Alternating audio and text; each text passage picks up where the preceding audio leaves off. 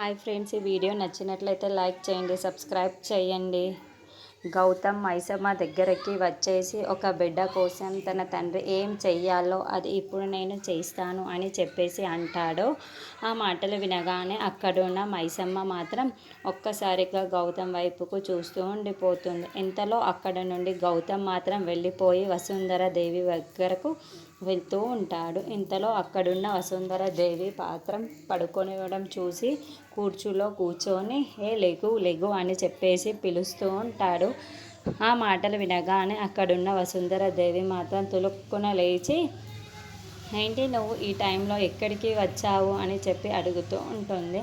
ఆ మాటలు వినగానే అక్కడున్న గౌతమ్ మాత్రం తనకి గన్నుతో షూట్ చేసి, నువ్వు ఇంక్రిమెంట్స్ని ఎక్కడ పెట్టావో నాకు ఇవ్వు అని చెప్పేసి అంటూ ఉంటాడు. ఆ మాటలు వినగానే అక్కడున్న వసుంధర దేవి అయితే ఒక్కసారిగా షాక్ అయిపోయి చాలా టెన్షన్ పడిపోతూ ఉంటుంది. నువ్వు మర్యాదగా నాకు ఆ డాక్యుమెంట్స్ ఇస్తావా, లేకపోతే నిన్ను చంపేయమంటావా అని అడుగుతూ ఉంటాడు.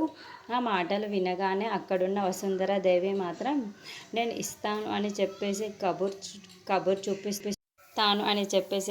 చూపిస్తూ ఉంటుంది. ఆ మాటలు వినగానే అక్కడున్న గౌతమ్ మాత్రం లేదు, ఆ కబుర్లు ఎక్కడో ఉన్నాయి, అవి నాకు మర్యాదగా ఇవ్వు అని చెప్పేసి అడుగుతూ ఉంటాడు.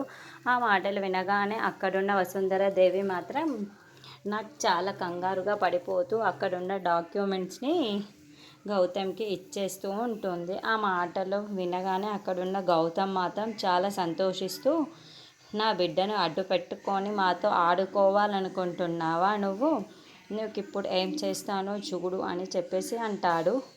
ఆ గన్నుని తన గురి పెడుతూ ఉంటాడు. అది చూడగానే అక్కడున్న వసుంధర దేవి మాత్రం నన్నేమి చెయ్యొద్దు అని చెప్పేసి అంటుంది. ఇంతలో అక్కడున్న పేపర్స్ని మొత్తం చించేసి కాల్చేస్తూ ఉంటాడు.